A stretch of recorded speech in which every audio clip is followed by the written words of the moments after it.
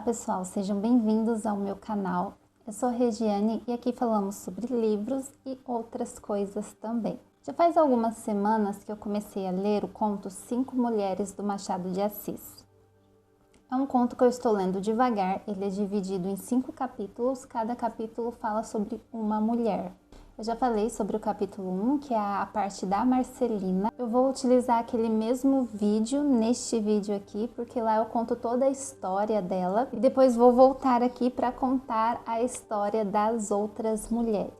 Então vai ser mais ou menos um vídeo como se fosse um vlog de leitura, porque provavelmente eu vou aparecer aqui com várias roupas diferentes, porque eu vou falar sobre cada capítulo em dias diferentes, já que eu não estou com pressa para terminar de ler, eu estou lendo bem devagar, estou degustando este conto do Machado de Assis.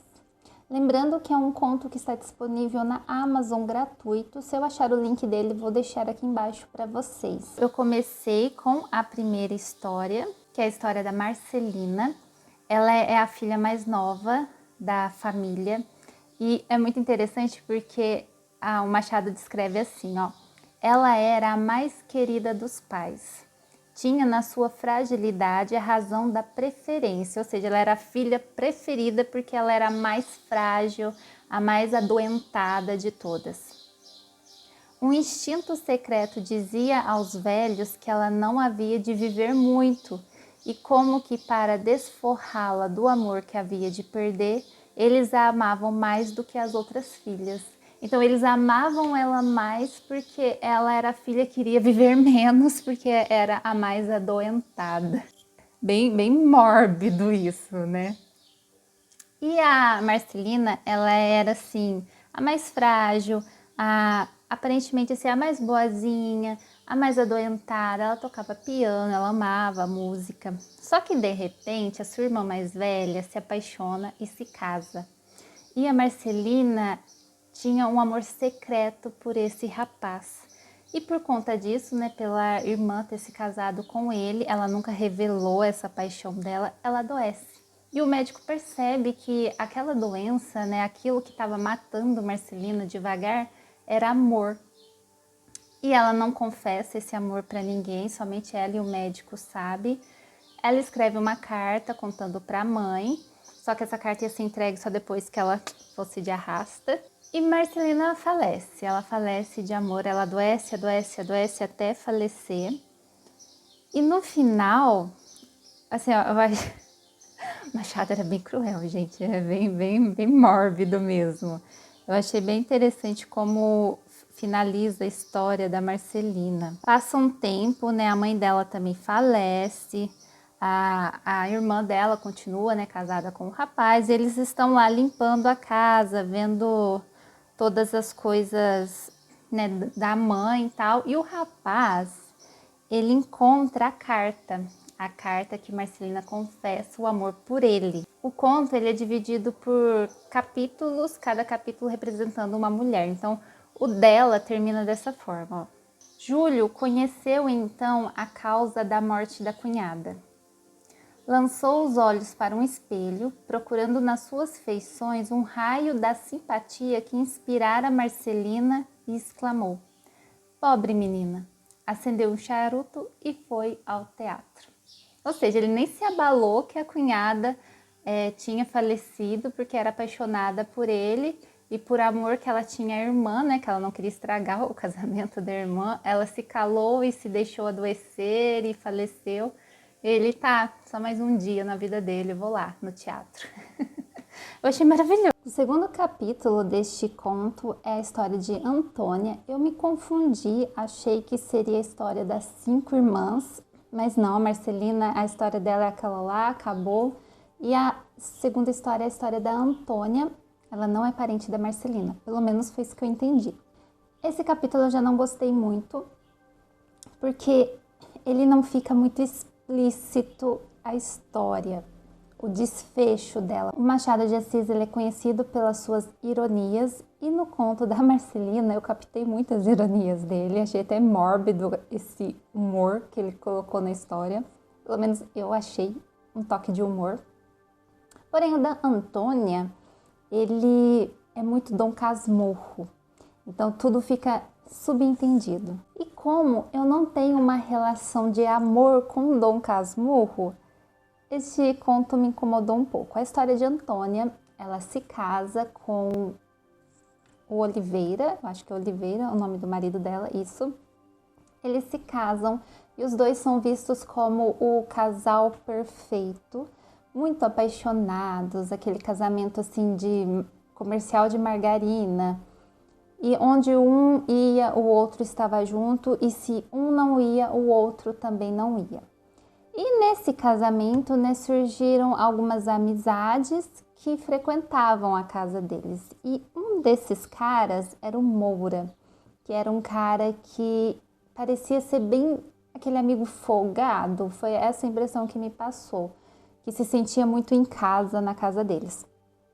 E de repente começou a surgir boatos de Antônia e Moura estavam tendo um caso, que eles eram amantes. E esses boatos se espalharam, as pessoas comentavam, muita gente ficava meio horrorizado, mas não temos essa conversa do casal. Em momento algum tem aqui o casal discutindo esses boatos ou o Oliveira questionando a esposa. E aí, que palhaçada é essa? Não tem. E por que fica subentendido? Chega ao final do capítulo, ele é super curtinho, é menor do que o da Marcelina. A Antônia quer ir ao teatro, mas o Oliveira não quer ir. Então ele fala, vai você com as suas amigas. Ela, não, se você não vai, eu não vou. E fica, sabe, essa frescura os dois. Não, vai você. Não, eu não vou se você não vai. Você vai? Não, não vou. Então eu também não vou. É isso. Eles ficam um tempão nessa frescura. Até que ela decide, não, então tá, eu vou. Aí ele de repente pergunta assim para as amigas, que as amigas estavam ali esperando ela, qual que era o número do camarote do teatro. Aí eu vou ler para vocês o finalzinho do capítulo. 20, segunda ordem, disseram as amigas de Antônia. Antônia empalideceu ligeiramente. Então, irás depois, não é? Disse ela, já que ele tinha dado a entender de que talvez mais tarde ele iria ao teatro encontrar com ela. Aí ele responde, não, decididamente não. Decididamente eu fico. Então, saiu a Antônia com as amigas para o teatro. Aí o narrador fala assim, ó, sob pretexto de que desejava ir ver a celebridade, tomei o chapéu e fui ao teatro lírico. Moura estava lá. E acaba. O que eu entendi desse final? De que a Antônia fez um pouco de graça para o marido, para ele ir, mas ela sabia que no fundo ele não ia. Mas como ele tinha dito depois que ele ia, talvez, passava lá mais tarde, ele pergunta o número do camarote, né? E as amigas falam o número do camarote. E aí a Antônia ela fica meio assim com medo dele aparecer realmente lá. E dá a entender de que lá ela ia encontrar com o Moura e justamente nesse camarote. Foi isso que eu entendi, gente, porque termina desse jeito a história. Não fica claro se ela realmente estava tendo um caso. Fica só esse subentendido por ela ter empalidecido. Por que ela empalideceu? Né? Quem não deve não teme, não é? E o fato do marido saber o número do camarote e resolver não ir também, eu não entendi porquê, não fica claro aqui pra mim. E também o fato do Moura estar lá é indiferente, afinal é um teatro, né? As pessoas vão lá, às vezes ele coincidiu dele ir também no dia que a Antônia ia. Não sei, eu achei esse conto assim meio... tá faltando algo, tá faltando explicação, eu não consegui captar tudo. Então, assim, me passa a sensação de que sim, ela estava tendo um caso com ele e é isso. Acabou o capítulo. O próximo é o da Carolina, aí depois que eu ler, eu venho aqui conversar com vocês sobre o capítulo dela. E eu terminei de ler o capítulo da Carolina e eu terminei de ler ele com a mesma sensação que eu tive com o da Antônia. Quando eu comparo o da Carolina, o da Antônia com o da Marcelina, a impressão que me dá é que o da Antônia e o da Carolina são esboços, rascunhos de personagens e de histórias que o Machado gostaria de escrever. E meio que ele pegou aquele esboço lá, aquele resumo de uma história e enfiou aqui e falou, vou fazer um conto com esse material que eu tenho. Porque é um negócio muito não acabado, sabe? Tem o começo, os começos desses capítulos, né, são bem interessantes, mas chega no meio, parece que falta algo e finaliza faltando tudo. Fica muito aberto, assim, a solução, sabe, das histórias dessas mulheres. Eu entendo que o objetivo é fazer a gente pensar, talvez usar a imaginação aí para completar essas lacunas, mas isso é algo que não funciona muito para mim. Não gosto disso, não gosto de eu ter que finalizar uma história escrita por outra pessoa. Então eu resolvi pesquisar. Então antes da gente conversar um pouquinho sobre a parte da Carolina, eu andei pesquisando aqui um pouco a respeito da fase do Machado que ele escrevia contos sob o pseudônimo de Job. E ele escrevia esses textos para o Jornal das Famílias. E este foi um conto publicado em 1865. Eu achei esse jornal na hemeroteca. Eu vou colocar ele aí para vocês verem o início. E o Machado diz o seguinte, ele mesmo diz o seguinte a respeito deste conto, ó. Aqui vai um grupo de 5 mulheres, diferentes entre si, partindo de diversos pontos, mas reunidas na mesma coleção, como em um álbum de fotografias. Desenhei-as rapidamente, conforme apareciam, sem intenção de precedência, nem cuidado de escolha. Cada uma delas forma um esboço à parte, mas todas podem ser examinadas entre o charuto e o café. Ou seja, ele mesmo diz que foi algo assim, que ele escreveu rápido, como se fosse mesmo um esboço. Eu entendo muito esboço como um rascunho, assim, não algo concreto, né, finalizado, pronto. E ele resolveu publicar. O da Marcelina, gente, é o mais completinho. É o que tem começo, meio e fim. Ele é fechadinho, você não fica com nenhuma dúvida, nenhuma pulga atrás da orelha, você não questiona nada, porque tá tudo ali, tá bonitinho, um castelinho completo. Já os outros não, fica essas lacunas, sabe? Meio que pensa o que você quiser. E o da Carolina não foi diferente. O da Carolina, a história dela é que ela tá lá, né, não sei se ela tá na casa dela, se tá na casa da amiga. Eu sei que eles estão numa reunião entre amigos e ela tá no quarto com a amiga dela. A amiga dela é a Lúcia. E a Lúcia tá lá conversando com ela, inconformada que a Carolina vai casar com Medonça. Sendo que Carolina ama Fernando e Fernando ama Carolina. Só que aí a Carolina fala, né, que na verdade o pai dela provavelmente estava com uma dívida com o Medonça. O Medonça é um homem bem mais velho, a Carolina é uma mocinha jovem. E tá com essa dívida e provavelmente para quitar a dívida prometeu a filha para ele em casamento. E ela, como a boa filha, a boa moça, ela resolve acatar o desejo do pai para se casar com o Medonça. E ela se casa. E esse casamento ela percebe que realmente não faz ela muito feliz, mas, né, fazer o quê? É a vida. Já o leitor começa a lamentar a sorte da futura mulher de Medonça. É mais uma vítima, dirá o leitor, imolada ao capricho ou à necessidade. Assim é, Carolina devia casar-se daí a alguns dias com Medonça e era isso que lamentava a amiga Lúcia.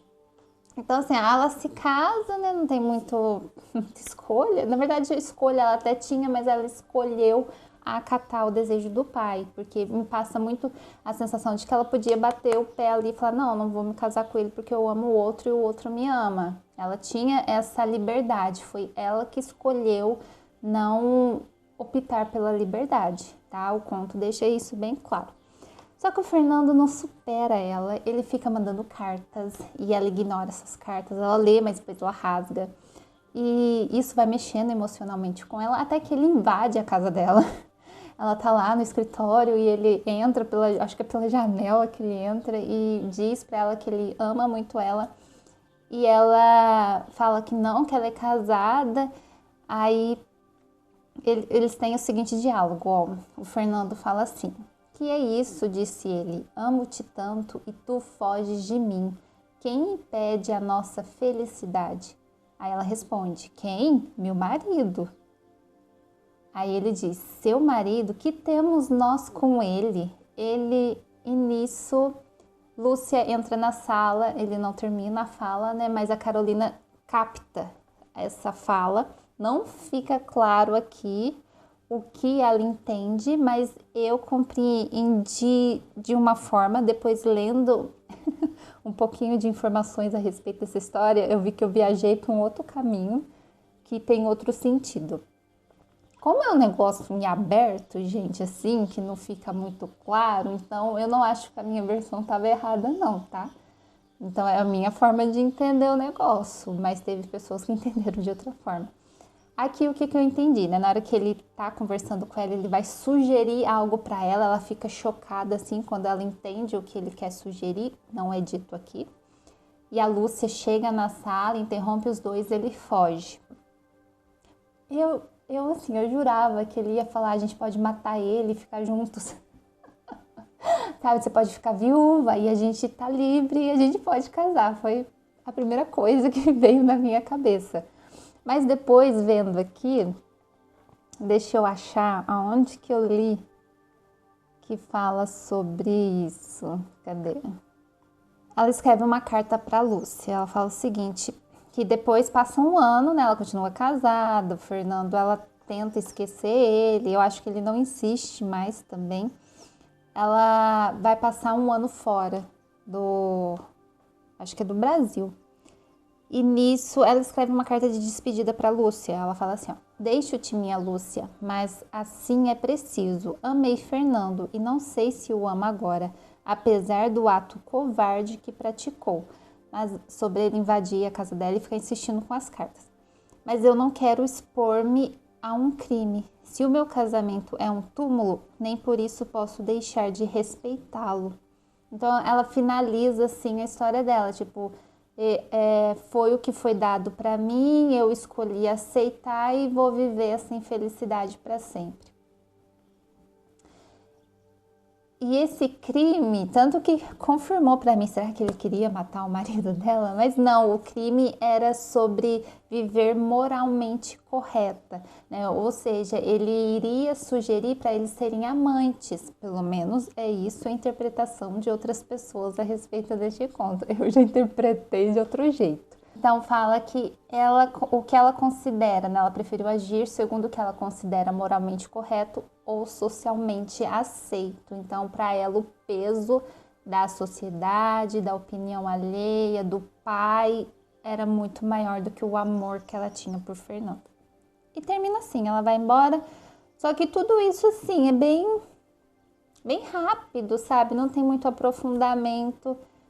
É interessante, é uma história. Eu gostei mais da minha versão do que dessa outra, né? Diamantes, eu gostei mais da minha versão. Mas eu terminei assim, tipo, tá, é só isso? Paciência, paciência. Agora falta o quarto e último capítulo deste conto, que vai contar a história da Carlota e da Hortência. É um capítulo para as duas mulheres. E pesquisando um pouquinho mais, né, a respeito deste conto, dessa fase do Machado, eu achei 2 artigos científicos que são mais livros do que artigos científicos, porque eles têm mais de 200 páginas. Eu acredito que seja de professores em cursos. Eu ainda não li, eu só li o resumo de cada um deles e eu achei super interessante porque eles falam sobre este conto, sobre essa fase do Machado no Jornal das Famílias, que é uma fase entre que ele publica, Gente, eu sou muito ruim com datas, então eu tenho que ficar aqui voltando toda hora. Olha, ele publicou em jornais entre 1864 e 1869, que é essa fase que ele publica esses contos sob o pseudônimo de Job. E eu terminei o conto. Levei 5 minutos para ler o último capítulo, valeu super a pena, gente. O da Antônia e o da Carolina foram decepcionantes, mas o da Carlota e o da Hortência foi nível Marcelina. Então, o primeiro capítulo e o último capítulo deste conto são maravilhosos. Estou tomando um cafezinho na minha caneca da Agatha Christie e vou conversar com vocês agora um pouco sobre este conto. O último conto fala sobre duas mulheres, que é a Carlota e a Hortência. O conto começa com o funeral da Carlota. Temos aqui duas pessoas que estão assistindo a esse funeral. São duas pessoas que gostavam muito da Carlota e eles narram dessa forma o funeral. Os que acompanhavam o enterro, apenas dois o faziam por estima afinada. Eram Luís Patrício e Valadares. Os mais iam por satisfazer a vaidade do viúvo, um José Durval. Então, o José Durval é o marido da Carlota. Valadares e Patrício, na qualidade de amigos da finada, eram os únicos que traduziam no rosto a profunda tristeza do coração. Os outros levavam uma cara de tristeza oficial. Então, os dois eram os únicos que se importavam realmente com a Carlota. E eles começam a falar, né? Coitada, ela morreu, né? Uma pena que isso aconteceu. Os culpados precisam pagar. Então, aqui abre pra gente o gancho do capítulo. A Carlota, ela se casou aos 22 anos com o José Durval. Ela era apaixonada pelo marido e para ela o maior medo era que ele fosse infiel. É dito assim que a ideia de uma infidelidade da parte dele bastava para matá-la. Então isso já mostra pra gente, tá aí o motivo da morte da coitada.